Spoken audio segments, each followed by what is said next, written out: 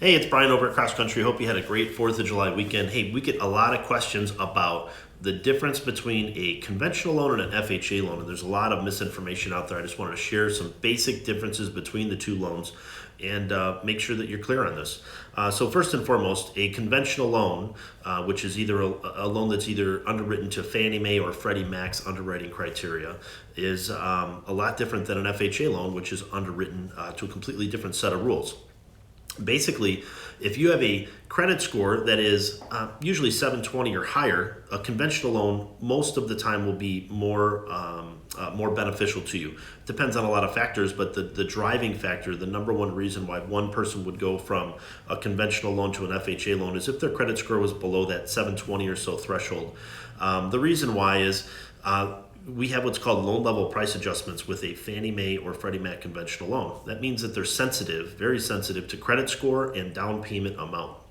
So if you're trying to put the minimum down payment down on a conventional loan, which would be 3% today, and let's say you have a 680 middle credit score, your monthly payment is going to be higher, more than likely, doing a conventional loan versus that FHA loan. So if monthly payment is more important to you, it might make more sense to consider doing FHA.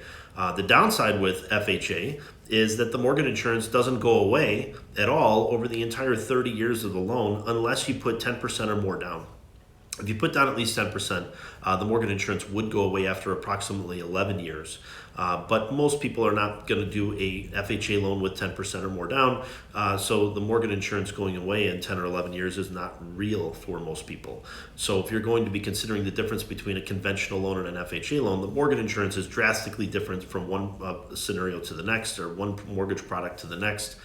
Conventional is going to be way more forgiving with a higher credit score. So you have an 800 middle credit score and you want to put 3% down, your payment will be lower on a conventional loan than it is on an FHA loan. So in that circumstance, we would absolutely be doing a conventional loan.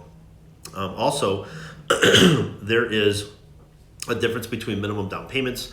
3% is the minimum down payment for the first-time home buyer, quote unquote, which is by definition a first-time home buyer is somebody who has not owned any real estate for the last 3 years. So you could be 90 years old and not have owned a piece of real estate, even a vacant piece of land, for the last 3 years, and you would be considered a first-time home buyer in the conventional loan world. For FHA, the minimum down payment is 3.5%. So you actually have to put a little bit more money down with FHA.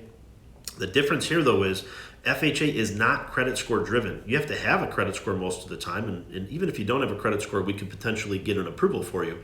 But it is not dependent on credit score. So you could have a 580 middle credit score, and it won't be a crazy difference in monthly payment compared to somebody who might have an 800 middle credit score doing an FHA loan. So both products are very different. There's a lot of differences from an underwriting standpoint. I don't want to bore you to death, but the key driver is really what is your credit score and how much money are you interested in putting down, and then that can help us define whether or not doing a conventional mortgage or an FHA mortgage is a better strategy for you. So if you have any questions about that, don't hesitate to reach out to us. We work with a lot of clients that use both products, so we have a lot of experience with both. So if you have any questions about mortgage scenarios, please give us a shout. Happy to help out. Our direct number is 847-603-4778.